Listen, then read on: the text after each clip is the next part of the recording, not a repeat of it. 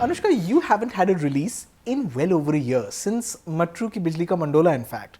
We haven't seen you in anything new since then. But in a sense, 2015 is really your year, isn't it? PK releases. PK releases at the end of 2014. NH10, which is your own production, releases in March. There's Bombay Velvet, Anurag Kashyap's film, which releases in May. And right after, there's Zoya Akhtar's film, Dil Dhadakne Do. Yeah, I'm making up for lost time. I was going to say, bit of an overkill, you think? So you complained, right? You said haven't seen you, and I'm like, okay, fine. Now just see me. Do you feel like that might be too much then? Does one think of these things? No, I think they're well separated, placed. yeah. And I think because they're such different films, all four of them, and you'll see me in four very different looks and in four very different stories. Right. With four, all these guys like Raju Hirani, Navdeep, Anurag, Zoya, they have different sensibilities as directors, True. And that's what's like a kick for me as an actor. So I know that I'll be able to perhaps show my versatility as an actor. Sure. So that's what I'm excited about. So I don't think it's going to be that bad at all. Okay. Now, every star in Bollywood has Raju Hirani on the top of their wish list. What was it like to be cast in PK? Did you have to audition for the film? Do you remember what the first meeting was like? No, I didn't have to audition, but after Band Baja Barat, did I just say Band Baja Barat? I'm sorry. After Band Baja Barat, he called me and he spoke about the film, and he's in length discussed scenes with me and my performance, and I was like so excited. I was like, he noticed all of that. All these things, yeah, and we spoke for a while, and then that's it, and we hung up. And I was at a trial for Rockstar. Okay. And I got really emotional, watching the film. So I was very embarrassed. So I quickly walked out of the theatre, thinking that no one's going to see me. And there was Raju Rani standing outside already. So I went up to him and I was like, I just spoke Small to him. talk, And I thought we were making small talk. Right. And then I was lost because I was so emotional. And then I went back home. In the morning, I woke up and I was like, did he mention casting, my scripting stage is done, I'm looking, I'll call you, and I could hear like bits and pieces of his conversation. So I sent him a message. I said, sir, if this is what you were saying, that you want to call me to cast me, I'm really sorry that I behave like such a space cadet, but if that's not the thing, then ignore this message. And he called me back and he said, no, that's exactly what I was talking to you about. I want to meet you because I'm doing this film and I'm looking to cast. So that's it. I went and met him, and yippee, yippee, yay, yay. Your last appearance on Coffee with Karan sparked off a lot of criticism and jokes. I remember thinking at the time, how sportingly you took it. What was going through your head at the time, though? I was not in the country when all this was happening. So I knew it was happening, but I was ignoring it because I was on a holiday and I didn't want to think about it. Right. But then I came back and my publicist was like, do you know all this is happening? And I was like, yeah, I know. So I started reading some bits of it. And some things were really, really harsh. And I was like, how can someone be so mean? How can people be so nasty? But some of it was so funny that I was laughing. And my publicist thought something's wrong with me. She's like, you're laughing at this? And I was laughing. And then, I don't know, the thing is that it's not something that I was ashamed of. Right. Which is what I said in my open letter, in my statement, that I did it for a look, for Bombay Velvet. True.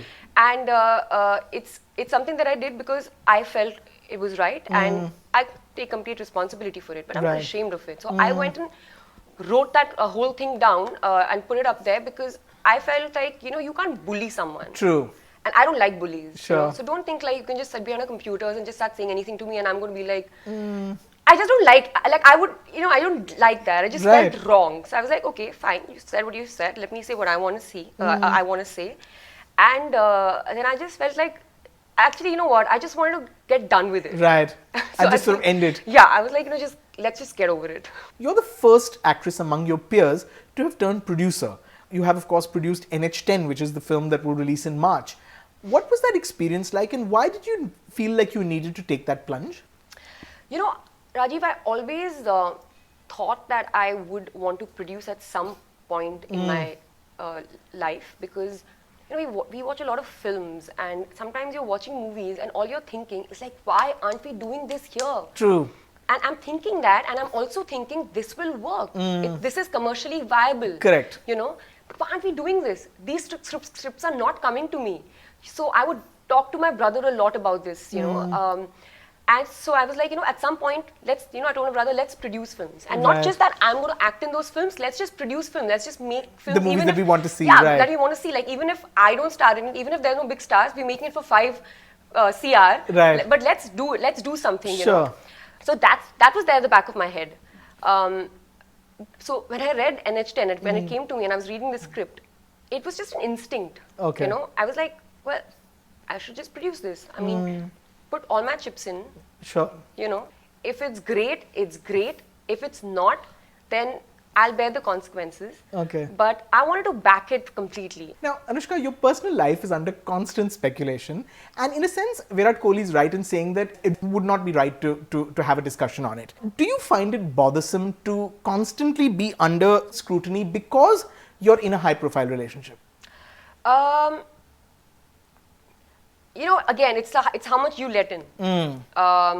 I was very clear always, and I've always done that, and even now, that I will live my life openly. I will do whatever it is that I want to do. Sure. Because I want to always maintain a sense of normalcy in my life. I don't want to live in a bubble. Right. I don't want, just because there's a lot of, you know, invasion in my privacy that, you know, that I'll start living in, you know, behind closed doors. True. I can't do that. So I will go out, I will watch a match if I want to. I'll go to eat, whatever, be a normal person. Correct. But I will not talk about my personal life because that's something that, you know, nobody needs to know. Sure. You know, there's a certain purity and sanctity that a relationship has. Of course. And when you start to speak about it, if you say a single sentence and you put it out there, you will continue answering these questions always. अरे आप Valentine's Day में क्या दे रहे हैं उनको और उन्होंने पीछे देखा आपको क्या बोला and all that, you know. So I don't want to be subjected to that, because what happens is that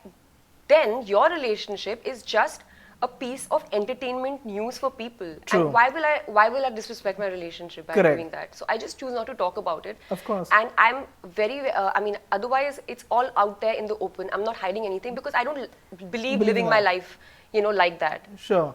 Does it rankle, however, that you were considered a distraction, that Virat's performance on the pitch came under a cloud by your association? I think any half-intelligent person would find this extremely stupid and silly. True. So, I mean, I don't think I need to say anything beyond that. Okay. Well, all the best. Looking forward to seeing lots more from you. Thank you so much for talking to us. Thank you, Raj.